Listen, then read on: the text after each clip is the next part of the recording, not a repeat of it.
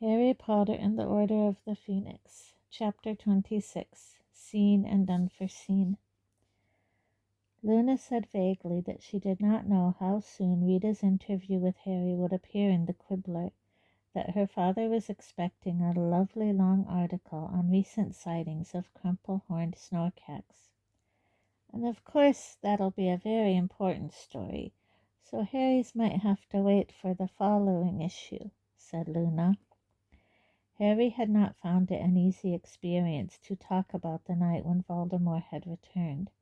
Rita had pressed him for every little detail, and he had given her everything he could remember, knowing that this was his one big opportunity to tell the world the truth. He wondered how people would react to the story. He guessed that it would confirm a lot of people in the view that he was completely insane, not least because his story would be appearing alongside utter rubbish about crumple-horned snorkacks. But the breakout of Bellatrix Lestrange and her fellow Death Eaters had given Harry a burning desire to do something, whether or not it worked. "Can't wait to see what Umbridge thinks of you going public," said Dean, sounding awestruck at dinner on Monday night. Seamus was shoveling down large amounts of chicken and ham pie on Dean's other side, but Harry knew he was listening. "It's the right thing to do, Harry," said Neville, who was sitting opposite him. He was rather pale, but went on in a low voice. "It must have been tough talking about it, was it?" "Yeah," mumbled Harry, "but people have got to know what Voldemort's capable of, haven't they?" "That's right," said Neville, nodding. "And his Death Eaters, too. People should know."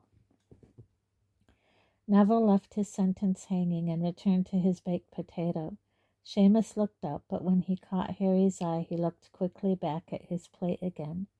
After a while, Dean, Seamus, and Neville departed for the common room, leaving Harry and Hermione at the table waiting for Ron, who had not yet had dinner because of Quidditch practice. Cho Chang walked into the hall with her friend Marietta. Harry's stomach gave an unpleasant lurch, but she did not look over at the Gryffindor table and sat down with her back to him. "Oh, I forgot to ask you," said Hermione brightly, glancing over at the Ravenclaw table. "What happened on your date with Cho? How come you were back so early?" Well, it was," said Harry, pulling a dish of rhubarb crumble towards him and helping himself to seconds. "A complete fiasco, now you mention it." And he told her what had happened in Madame Puddifoot's tea shop. "So then," he finished several minutes later, as the final bit of crumble disappeared, "she jumps right up, says, 'I'll see you around, Harry,' and runs out of the place." He put down his spoon and looked at Hermione. "I mean, what was that all about? What was going on?" Hermione glanced over at the back of Cho's head and sighed. "Oh, Harry," she said. "Well, I'm sorry, but you were a bit tactless." "Me? Tactless?" said Harry, outraged. "One minute we were getting on fine. Next minute she was telling me that Roger Davies asked her out, and how she used to go and snog Cedric in that stupid tea shop. How was I supposed to feel about that?" "Well, you see," said Hermione, with the patient air of someone explaining that 1 + 1 = 2 to an over-emotional toddler, "you shouldn't have told her that you wanted to meet me halfway through your date." But, spluttered Harry, "but you told me to meet you at 12 and to bring her along. How was I supposed to do that without telling her?" "You should have told her differently," said Hermione, still with that maddeningly patient air. "You should have said it was really annoying, but I'd made you promise to come along to the Three Broomsticks, and you really didn't want to go. You'd much rather spend the whole day with her. But unfortunately you thought you really ought to meet me, and would she please, please come along with you, and hopefully you'd be able to get away more quickly. And it might have been a good idea to mention how ugly you think I am, too," Hermione added as an afterthought. "But I don't think you're ugly," said Harry, bemused. Hermione laughed. "Harry, you're worse than Ron." "Well, No, you're not. She sighed as Ron himself came stumping into the hall, splattered with mud and looking grumpy. Look, you upset Cho when you said you were going to meet me, so she tried to make you jealous. It was her way of trying to find out how much you liked her. Is that what she was doing? Said Harry, as Ron dropped onto the bench opposite them and pulled every dish within reach towards him.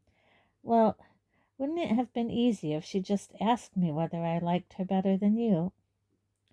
Girls don't often ask questions like that, said Hermione. Well, they should, said Harry forcefully. Then I could have just told her I fancy her, and she wouldn't have had to get herself all worked up again about Cedric dying. I'm not saying what she did was sensible, said Hermione as Ginny joined them, just as muddy as Ron and looking equally disgruntled. I'm just trying to make you see how she was feeling at the time. You should write a book, Ron told Hermione as he cut up his potatoes, translating mad things girls do so boys can understand them. Yeah, said Harry fervently, looking over at the Ravenclaw table. Cho had just got up, and, still not looking at him, she left the great hall. Feeling rather depressed, he looked back at Ron and Ginny. So how was Quidditch practice? It was a nightmare, said Ron in a surly voice. Oh, come on, said Hermione, looking at Ginny. I'm sure it wasn't that. Yes, it was, said Ginny. It was appalling. Angelina was nearly in tears by the end of it. Ron and Ginny went off for baths after dinner. Harry and Hermione returned to the busy Gryffindor common room and their usual pile of homework. Harry had been struggling with the new star chart for astronomy for half an hour when Fred and George turned up. Ron and Ginny not here? Asked Fred, looking around as he pulled up a chair. And when Harry shook his head, he said, Good, we were watching their practice. They're going to be slaughtered. They're complete rubbish without us. Come on, Jenny's not bad, said George fairly, sitting down next to Fred. Actually, I don't know how she got so good, seeing how we never let her play with us. She's been breaking into your broom shed in the garden since the age of 6 and taking each of your brooms out in turn when you weren't looking, said Hermione from behind her tottering pile of ancient rune books. Oh, said George, looking mildly impressed. Well, that'd explain it. Has Ron saved a goal yet? Asked Hermione, peering over the top of magical hieroglyphs and logograms. Well, he can do it if he doesn't think anyone's watching him, said Fred, rolling his eyes. So all we have to do is ask the crowd to turn their backs and talk among themselves every time the quaffle goes up his end on Saturday. He got up again and moved restlessly to the window, staring out across the dark grounds. You know, Quidditch was about the only thing in this place worth staying for. Hermione cast him a stern look. You've got exams coming. Told you already, we're not fussed about Newt, said Fred. The snack boxes are ready to roll. We found out how to get rid of those boils. Just a couple of drops of Murtlap essence sorts 'em. Lee put us on to it. George yawned widely and looked out disconsolately at the cloudy night sky. I don't know if I even want to watch this match. If Zachariah Smith beats us, I might have to kill myself. Kill him more like, said Fred firmly. That's the trouble with Quidditch, said Hermione absent-mindedly, once again bent over her rune's translation. It creates all this bad feeling and tension between the houses. She looked up to find her copy of Spellman's syllabary and caught Fred, George, and Harry all staring at her, with expressions of mingled disgust and incredulity on their faces. Well, it does, she said impatiently. It's only a game, isn't it? Hermione, said Harry, shaking his head, you're good on feelings and stuff, but you just don't understand about Quidditch. Maybe not, she said darkly, returning to her translation, but at least my happiness doesn't depend on Ron's goalkeeping ability. And though Harry would rather have jumped off the astronomy tower than admit it to her, By the time he had watched the game the following Saturday, he would have given any number of galleons not to care about Quidditch either. The very best thing you could say about the match was that it was short. The Gryffindor spectators had to endure only 22 minutes of agony. It was hard to say what the worst thing was. Harry thought it was a close-run contest between Ron's 14th failed save, Sloper missing the bludger but hitting Angelina in the mouth with his bat, and Kirk shrieking and falling backwards off his broom when Zachariah Smith zoomed at him carrying the quaffle. The miracle was that Gryffindor only lost by 10 points. Ginny managed to snatch the snitch from right under Hufflepuff seeker Summerbee's nose, so that the final score was 240 versus 230. Good catch, Harry told Ginny back in the common room, where the atmosphere resembled that of a particularly dismal funeral. I was lucky, she shrugged. It wasn't a very fast snitch, and Summerbee's got a cold. He sneezed and closed his eyes at exactly the wrong moment. Anyway, once you're back on the team... Ginny, I've got a lifelong ban. Your band as long as Umbridge is in the school, Ginny corrected him. There's a difference.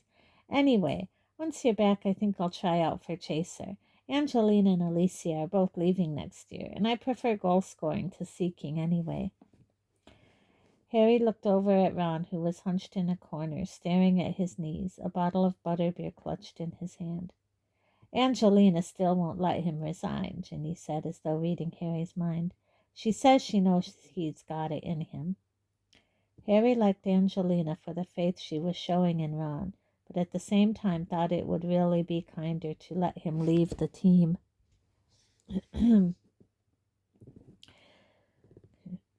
Ron had left the pitch to another booming chorus of Weasley is our king, sung with great gusto by the Slytherins, who were now favorites to win the Quidditch Cup. Fred and George wandered over. I haven't even got the heart to take the mickey out of him, said Fred, looking over at Ron's crumpled figure. Mind you, when he missed the 14th, he made wild motions with his arms as though doing an upright doggy paddle. Well, I'll save it for parties, eh? Ron dragged himself up to bed shortly after this. Out of respect for his feelings, Harry waited a while before going up to the dormitory himself, so that Ron could pretend to be asleep if he wanted to. Sure enough, when Harry finally entered the room, Ron was snoring a little too loudly to be entirely plausible. Harry got into bed thinking about the match. It had been immensely frustrating watching from the sidelines. He was quite impressed by Ginny's performance, but he knew if he had been playing he could have caught the snitch sooner. There had been a moment when it had been fluttering near Kirk's ankle. If Ginny hadn't hesitated, she might have been able to scrape a win for Gryffindor. Umbridge had been sitting a few rows below Harry and Hermione. Once or twice she had turned squatly in her seat to look at him, her wide toad's mouth stretched in what he thought had been a gloating smile. The memory of it made him feel hot with anger as he lay there in the dark. After a few minutes, however, he remembered that he was supposed to be emptying his mind of all emotion before he slept, as Snape kept instructing him at the end of every occlumency lesson. He tried for a moment or two, but the thought of Snape on top of memories of Umbridge merely increased his sense of grumbling resentment, and he found himself focusing instead on how much he loathed the pair of them. Slowly Ron's snores died away, to be replaced by the sound of deep, slow breathing. It took Harry much longer to get to sleep. His body was tired, but it took his brain a long time to close down. He dreamed that Neville and Professor Sprout were waltzing around the room of requirement, while Professor McGonagall played the bagpipes. He watched them happily for a while, then decided to go and find the other members of the DA. But when he left the room, he found himself facing, not the tapestry of Barnabas the Barmy, but a torch burning in its bracket on a stone wall. He turned his head slowly to the left. There, at the far end of the windowless passage, was a plain black door. He walked towards it with a sense of mounting excitement. He had the strangest feeling that this time he was going to get lucky at last and find the way to open it. He was feet from it and saw with a leap of excitement that there was a glowing strip of faint blue light down the right-hand side. The door was ajar. He stretched out his hand to push it wide, and Ron gave a loud, rasping, genuine snore, and Harry awoke abruptly with his right hand stretched in front of him in the darkness to open a door that was hundreds of miles away.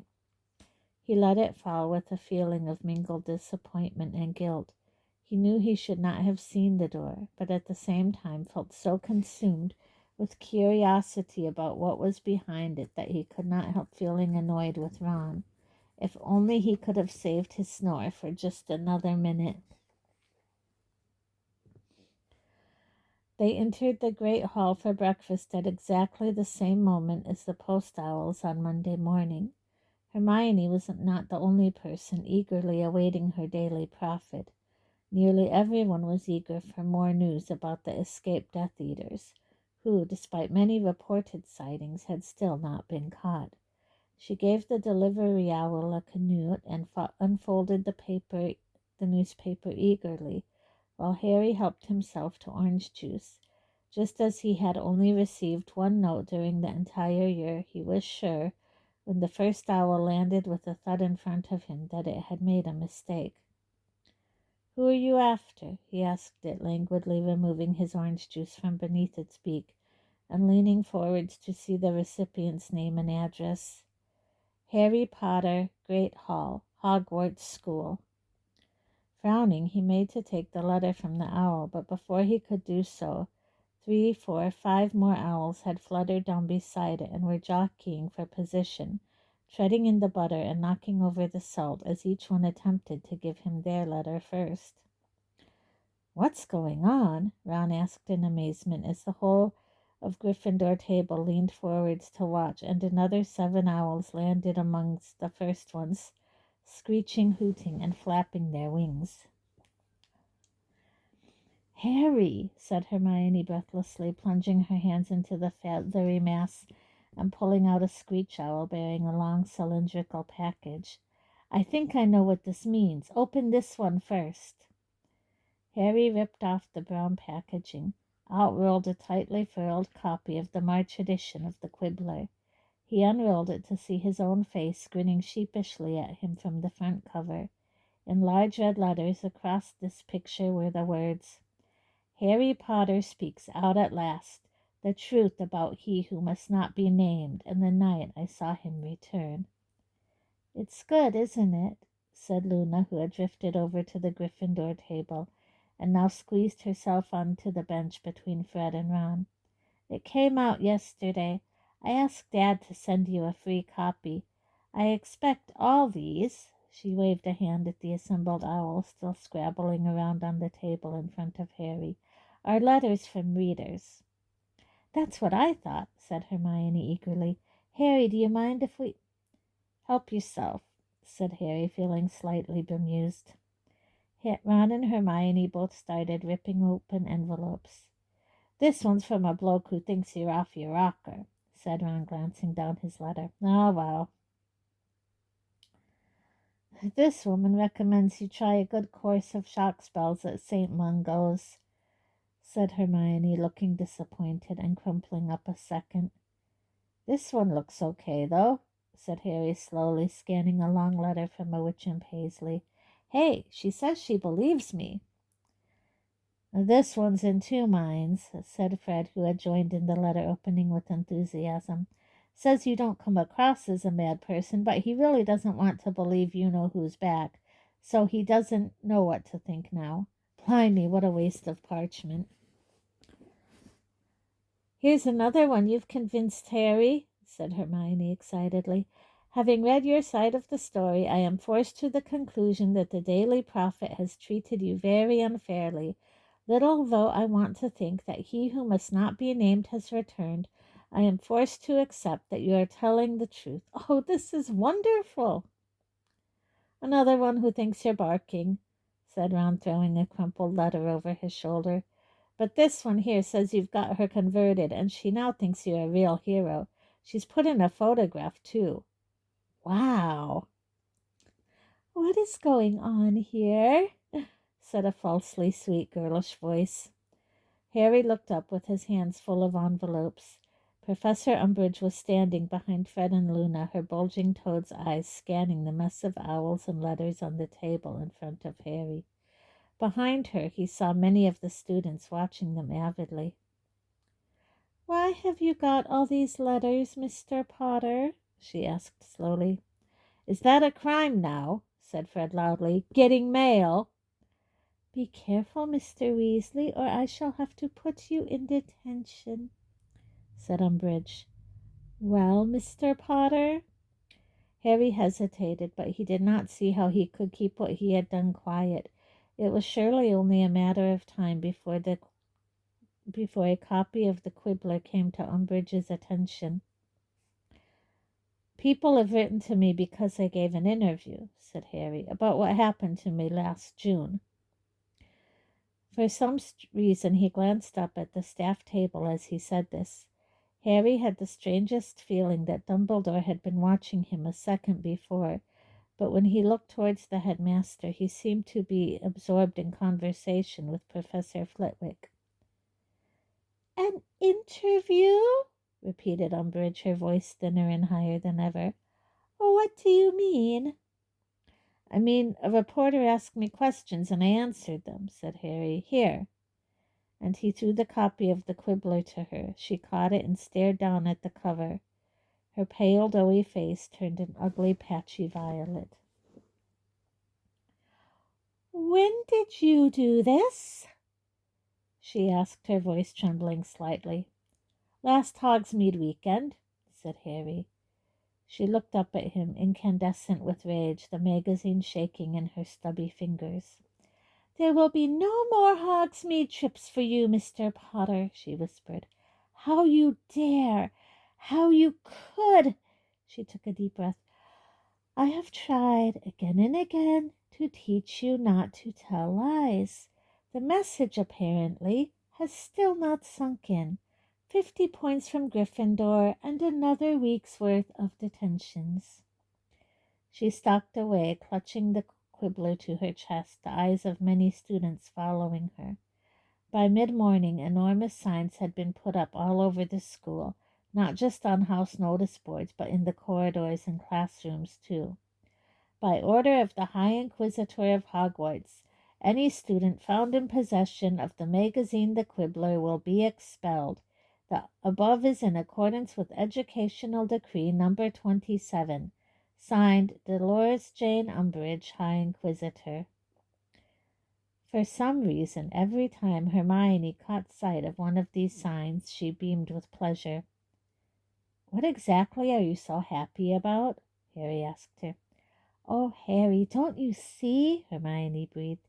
"If she could have done one thing to make absolutely sure that every single person in this school will read your interview, it was banning it." And it seemed that Hermione was quite right. By the end of the day, though Harry had not seen so much as a corner of the Quibbler anywhere in the school, the whole place seemed to be quoting the interview to each other. Harry heard them whispering about it as they queued up outside classes, discussing it over lunch and in the back of lessons, while Hermione even reported that every occupant of the cubicles in the girls' toilets had been talking about it when she nipped in there before Ancient Runes. "Then they spotted me, and obviously they know I know you, so they bombarded me with questions," Hermione told Harry, her eyes shining. "And Harry, I think they believe you. I really do. I think you finally got them convinced." Meanwhile, Professor Umbridge was stalking the school, stopping students at random and demanding that they turn out their books and pockets. Harry knew she was looking for copies of the Quibbler, but the students were several steps ahead of her. The pages carrying Harry's interview had been bewitched to resemble extracts from textbooks if anyone but themselves read it, or else wiped magically blank until they wanted to peruse it again. Soon it seemed that every single person in the school had read it. The teachers were of course forbidden from mentioning the interview by Educational Decree Number 26, but they found ways to express their feelings about it all the same. Professor Sprout awarded Gryffindor 20 points when Harry passed her a watering can. A beaming Professor Flitwick pressed a box of squeaking sugar mice on him at the end of charms, said, "Shh," and hurried away. And Professor Trelawney broke into hysterical sobs during divination and announced to the startled class and the very disapproving Umbridge that Harry was not going to suffer an early death after all, but would live to a ripe old age, become Minister for Magic, and have 12 children. But what made Harry happiest was Choke catching up with him as he was hurrying along to Transfiguration the next day. Before he knew what had happened, her hand was in his, and she was breathing in his ear. "I'm really, really sorry. That interview was so brave. It made me cry." He was sorry to hear she had shed even more tears over it, but very glad they were on speaking terms again, and even more pleased when she gave him a swift kiss on the cheek and hurried off again. And unbelievably, no sooner had he arrived outside Transfiguration than something just as good happened. Seamus stepped out of the queue to face him. "I just wanted to say," he mumbled, squinting at Harry's left knee, "I believe you, and I've sent a copy of that magazine to me mom." If anything more was needed to complete Harry's happiness, it was the reaction he got from Malfoy, Crabbe, and Goyle. He saw them with their heads together later that afternoon in the library. They were with a weedy-looking boy Hermione whispered was called Theodore Nott. They looked round at Harry as he browsed the shelves for the book he needed on partial vanishment. Goyle cracked his knuckles threateningly, and Malfoy whispered something undoubtedly malevolent to Crabbe. Harry knew perfectly well why they were acting like this. He had named all of their fathers as Death Eaters. "And the best bit," whispered Hermione gleefully as they left the library, "is that they can't contradict you because they can't admit they read the article."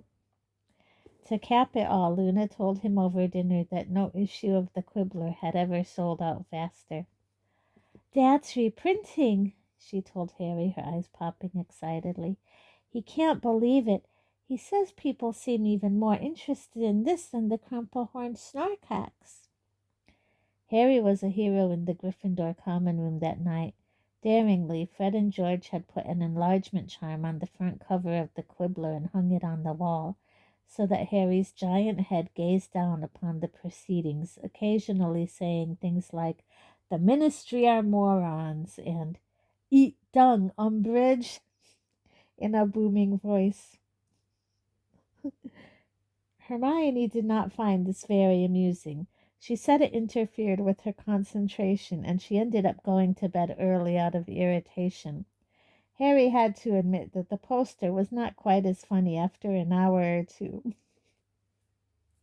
especially when the talking spell had started to wear off, so that it merely shouted disconnected words like dung and Umbridge at more and more frequent intervals in a progressively higher voice. In fact, it started to make his head ache, and his scar began prickling uncomfortably again. To disappointed moans from the many people who were sitting around him, asking him to relive his interview for the umpteenth time, he announced that he too needed an early night. The dormitory was empty when he reached it.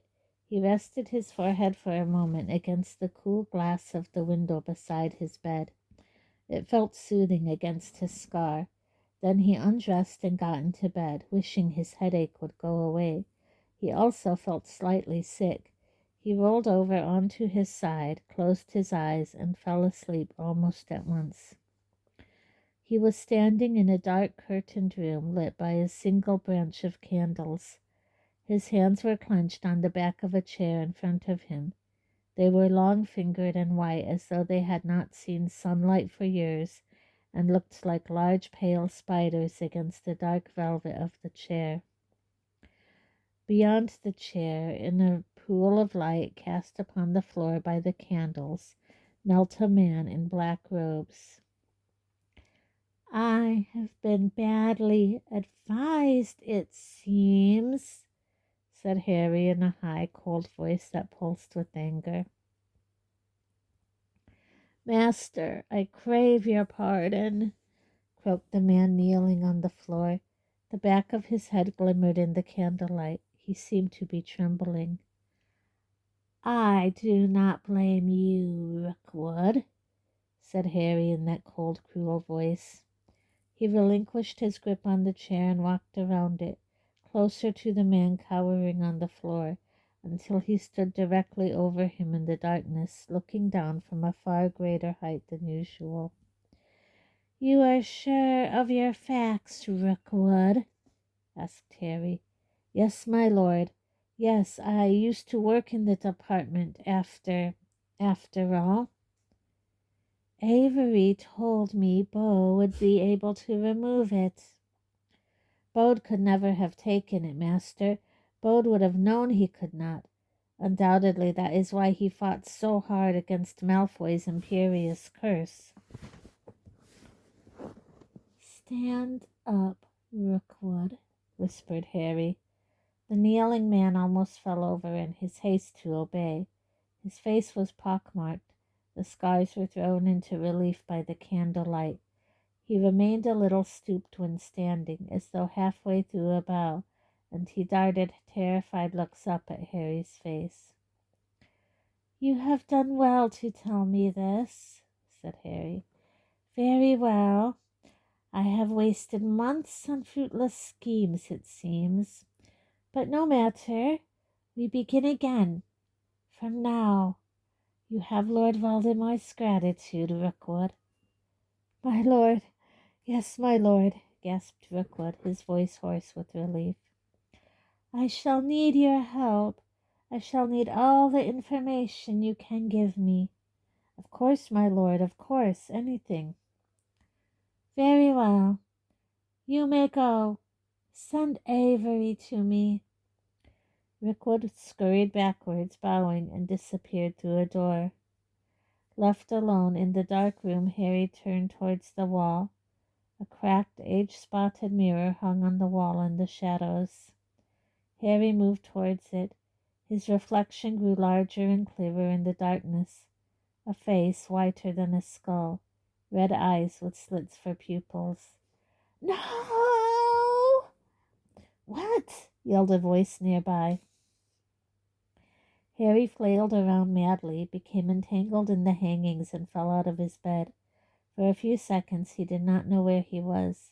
He was convinced he was about to see the white skull-like face looming at him out of the dark again. Then very near to him Ron's voice spoke. Will you stop acting like a maniac so I can get you out of here? Ron wrenched the hangings apart, and Harry stared up at him in the moonlight, flat on his back, his scars searing with pain. Ron looked as though he had just been getting ready for bed. One arm was out of his robes. Has someone been attacked again? Asked Ron, pulling Harry roughly to his feet. Is it Dad? Is it that snake? No, everyone's fine, gasped Harry, whose forehead felt as though it were on fire. Well, Avery isn't. He's in trouble. He gave him the wrong information. Voldemort's really angry. Harry groaned and sank, shaking, onto his bed, rubbing his scar. But Rookwood's going to help him now. He's on the right track again. What are you talking about? Said Ron, sounding scared. Do you mean... Did you just see you-know-who?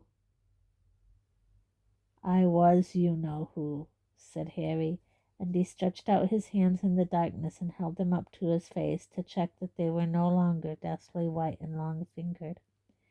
He was with Rookwood. He's one of the Death Eaters who escaped from Azkaban, remember? Rookwood's just told him Bode couldn't have done it. Done what? Remove something. He said Bode would have known he couldn't have done it. Bode was under the Imperious curse. I think he said Malfoy's dad put it on him. Bode was bewitched to remove something? Ron said. But, Harry, that's got to be the weapon. Harry finished the sentence for him. I know.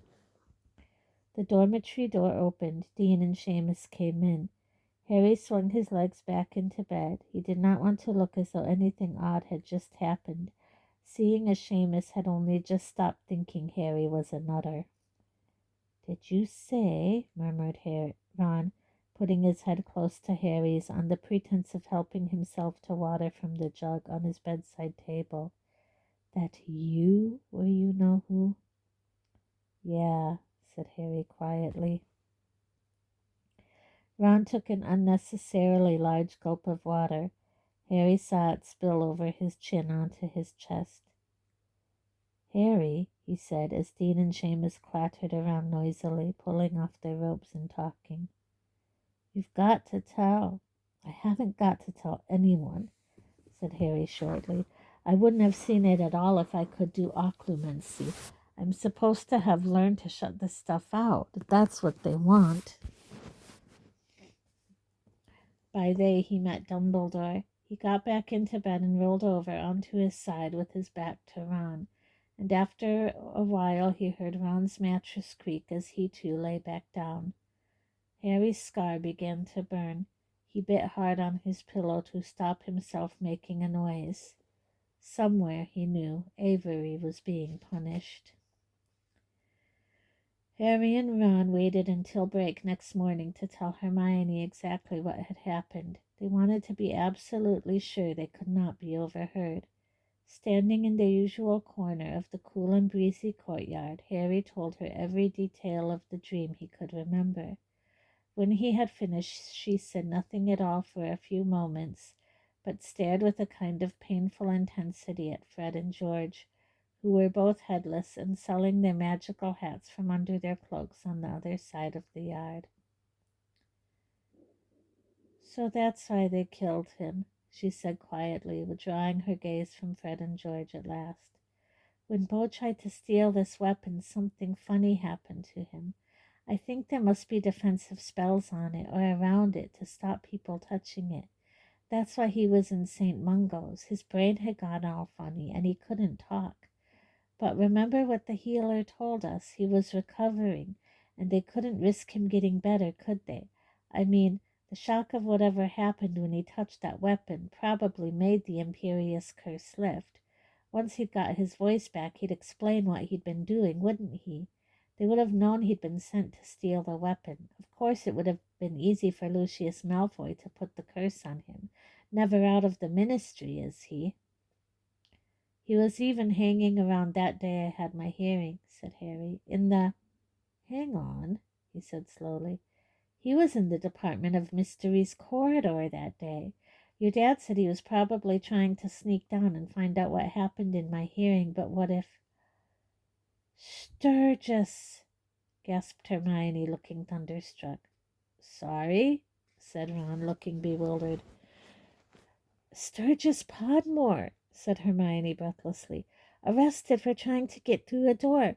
Lucius Malfoy must have got him too. I bet he did it the day you saw him there, Harry. Sturgis had Moody's invisibility cloak, right? So what if he was standing guard by the door, invisible, and Malfoy heard him move, or guessed someone was there, or just did the Imperious curse on the off chance there'd be a guard there? So when Sturgis next had an opportunity, probably when it was his turn on guard duty again, he tried to get into the department to steal the weapon for Voldemort. Ron, be quiet. But he got caught and was sent to Azkaban." She gazed at Harry. "And now Rookwood's told Voldemort how to get the weapon?" "I didn't hear all the conversation, but that's what it sounded like," said Harry. "Rookwood used to work there. Maybe Voldemort'll send Rookwood to do it." Hermione nodded, apparently still lost in thought. Then quite abruptly she said, "But you shouldn't have seen all this, Harry." "What?" he said, taken aback. "You're supposed to be learning how to close your mind to this sort of thing," said Hermione, suddenly stern. "I know I am," said Harry, "but—" "Well, I think we should just try and forget what you saw," said Hermione firmly. "And you ought to put in a bit more effort on your occlumency from now on." The week did not improve as it progressed. Harry received 2 more D's in potions. He was still on tenterhooks that Hagrid might get the sack, and he couldn't stop himself dwelling on the dream. in which he had been Voldemort, though he didn't bring it up with Ron and Hermione again. He didn't want another telling off from Hermione.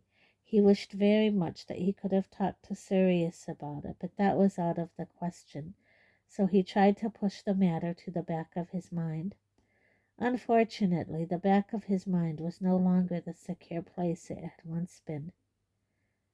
Get up, Potter.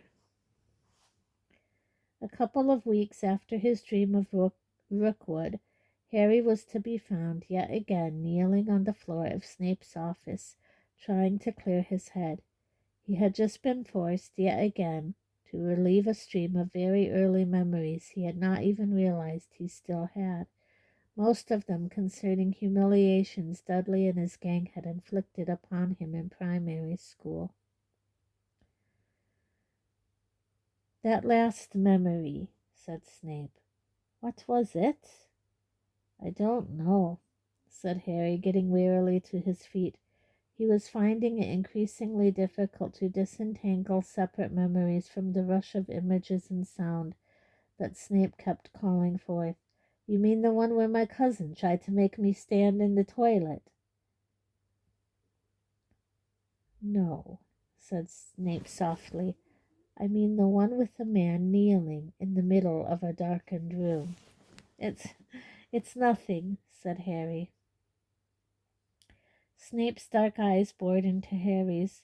Remembering what Snape had said about eye contact being crucial to legilimency, Harry blinked and looked away. How do that man in that room come to be inside your head, Potter? Said Snape. It, said Harry, looking everywhere but at Snape. It was just a dream I had.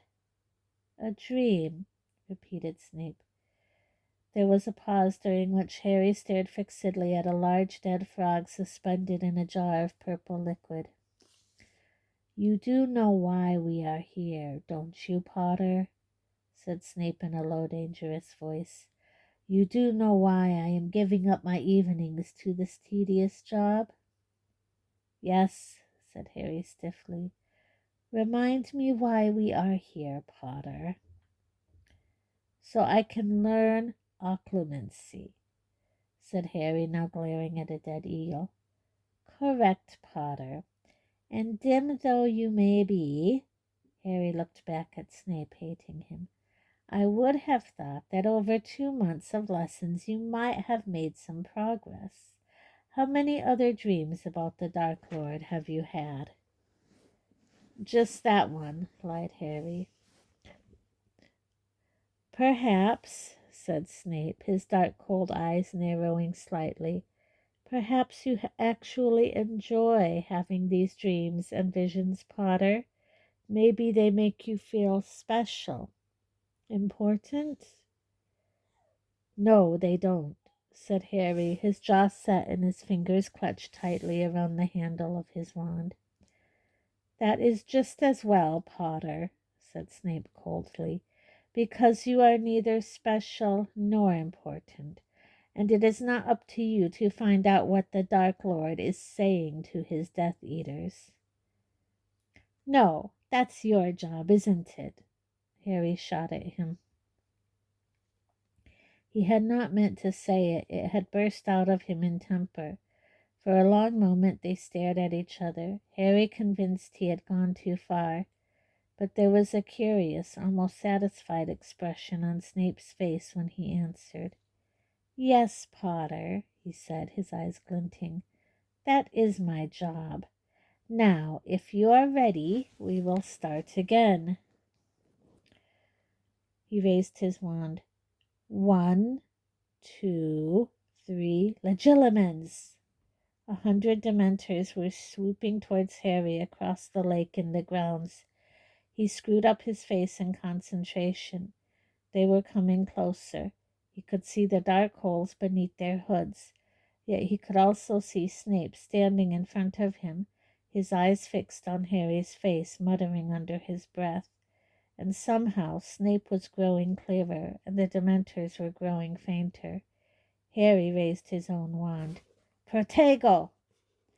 Snape staggered. His wand flew upwards, away from Harry, and suddenly Harry's mind was teeming with memories that were not his.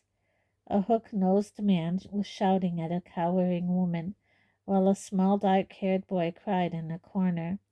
A greasy-haired teenager sat alone in a dark bedroom, pointing his wand at the ceiling, shooting down flies. A girl was laughing as a scrawny boy tried to mount a bucking broomstick. "Enough!" Harry felt as though he had been pushed hard in the chest. He staggered several steps back, hit some of the shelves covering Snape's walls, and heard something crack. Snape was shaking slightly and was very white in the face. The back of Harry's robes was damp. One of the jars behind him had broken when he fell against it. The pickled, slimy thing within was swirling in its draining potion. "Reparo!" hissed Snape, and the jar sealed itself at once.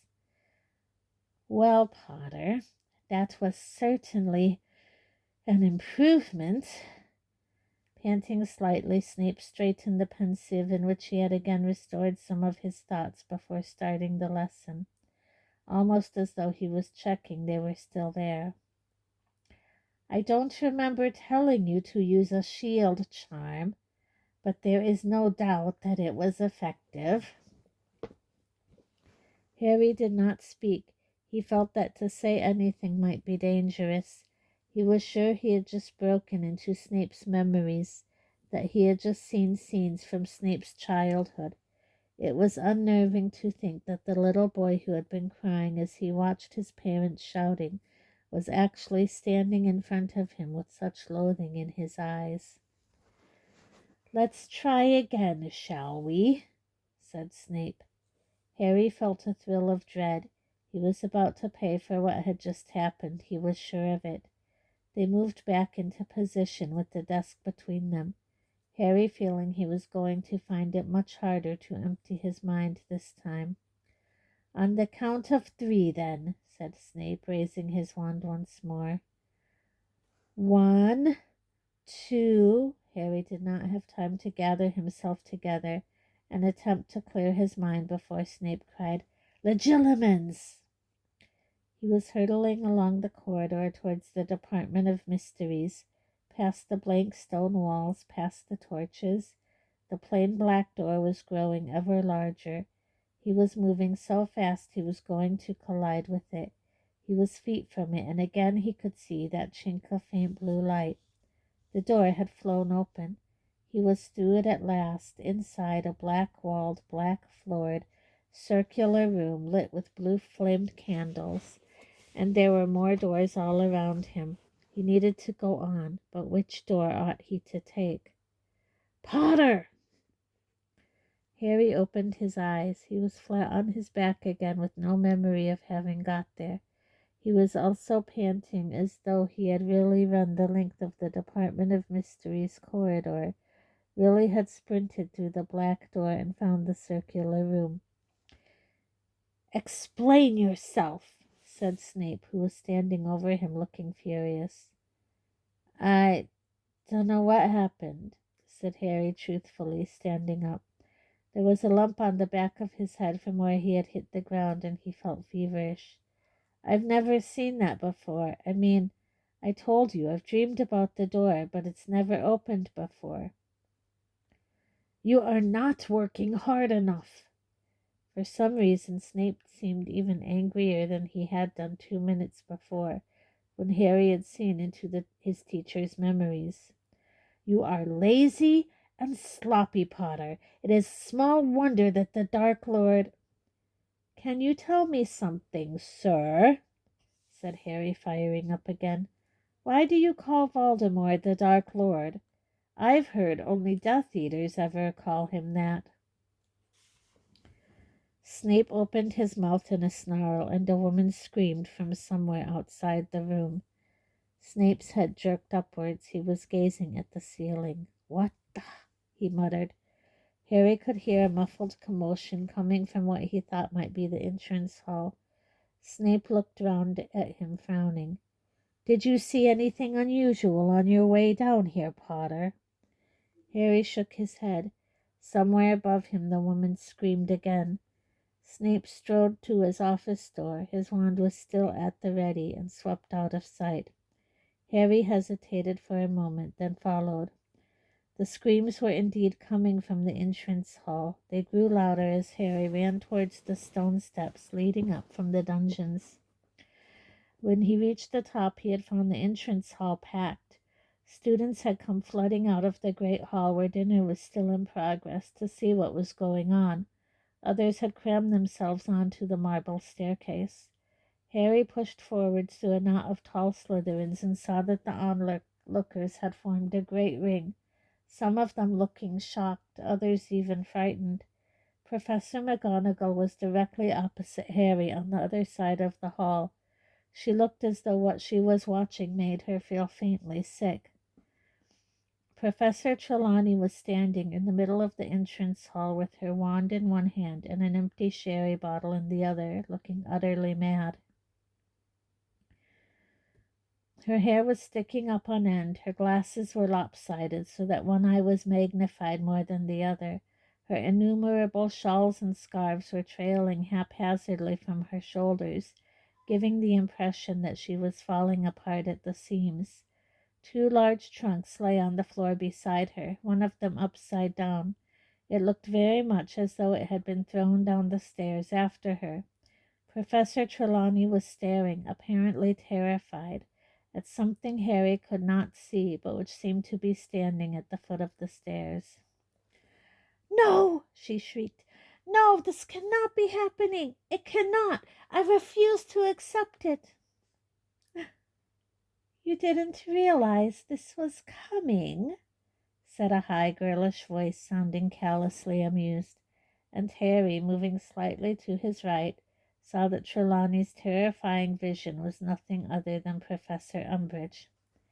"Incapable though you are of predicting even tomorrow's weather, you must surely have realized that your pitiful performance during my inspections and lack of any improvement would make it inevitable that you would be sacked."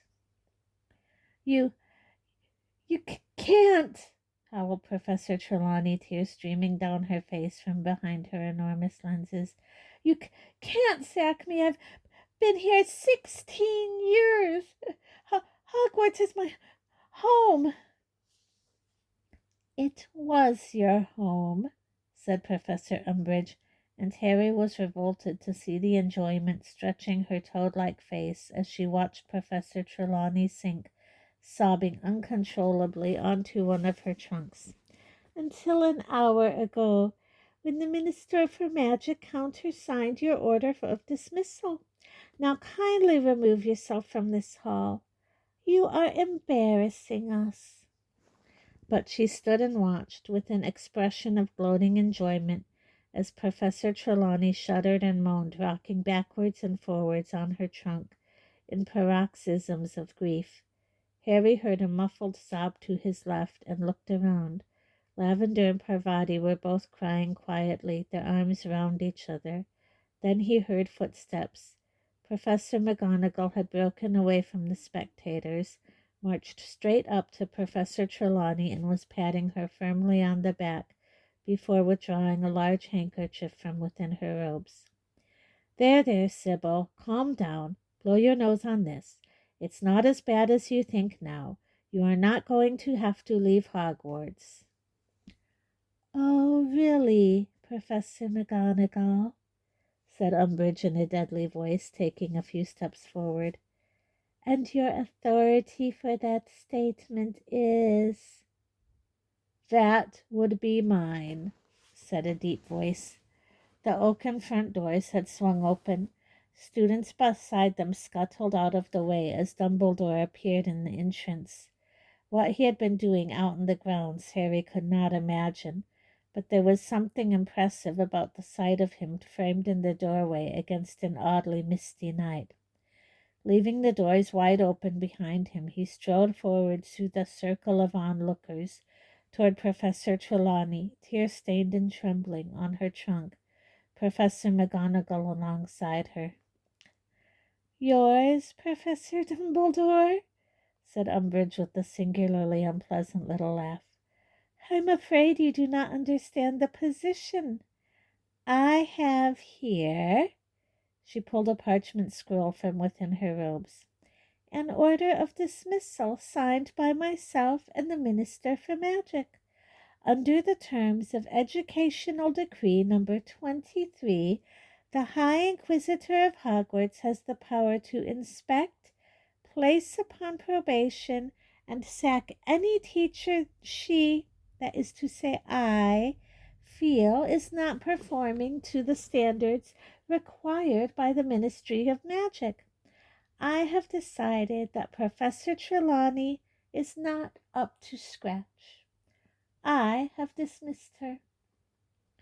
To Harry's very great surprise, Dumbledore continued to smile. He looked down at Professor Trelawney, who was still sobbing and choking on her trunk, and said, You are quite right, of course, Professor Umbridge. As High Inquisitor, you have every right to dismiss my teachers. You do not, however, have the authority to send them away from the castle. I am afraid, he went on with a courteous little bow, that the power to do that still resides with the headmaster, and it is my wish that Professor Trelawney continue to live at Hogwarts. At this, Professor Trelawney gave a wild little laugh in which a hiccup was barely hidden. No, I'll go, Dumbledore. I shall leave Hogwarts and seek my fortune elsewhere. No, said Dumbledore sharply. It is my wish that you remain, Sybil. He turned to Professor McGonagall. Might I ask you to escort Sybil back upstairs, Professor McGonagall? Of course, said McGonagall. Up you get, Sybil. Professor Sprout came hurrying forwards out of the crowd and grabbed Professor Trelawney's other arm. Together they guided her past Umbridge and up the marble stairs. Professor Flitwick went scurrying after them, his wand held out before him. He squeaked, Locomoto trunks! And Professor Trelawney's luggage rose into the air and proceeded up the staircase after her, Professor Flitwick bringing up the rear. Professor Umbridge was standing stock still, staring at Dumbledore, who continued to smile benignly. And what, she said in a whisper that carried all around the entrance hall, are you going to do with her once I appoint a new divination teacher who needs her lodgings? Oh, that won't be a problem, said Dumbledore pleasantly. You see, I have already found us a new divination teacher, and he will prefer lodgings on the ground floor. You found, said Umbridge shrilly. You found? Might I remind you, Dumbledore, that under Educational Decree number 22, the Ministry has the right to appoint a suitable candidate if, and only if, the headmaster is unable to find one, said Dumbledore, and I am happy to say that on this occasion I have succeeded. May I introduce you? He turned to face the open front doors through which night mist was now drifting. Harry heard hoofs. There was a shocked murmur around the hall, and those nearest the doors hastily moved even further backwards, some of them tripping over in their haste to clear a path for the newcomer. Through the mist came a face Harry had seen once before on a dark, dangerous night in the Forbidden Forest. White blonde hair and astonishingly blue eyes, the head and torso of a man joined to the palomino body of a horse. This is Firenze, said Dumbledore happily to a thunderstruck Umbridge. I think you'll find him suitable.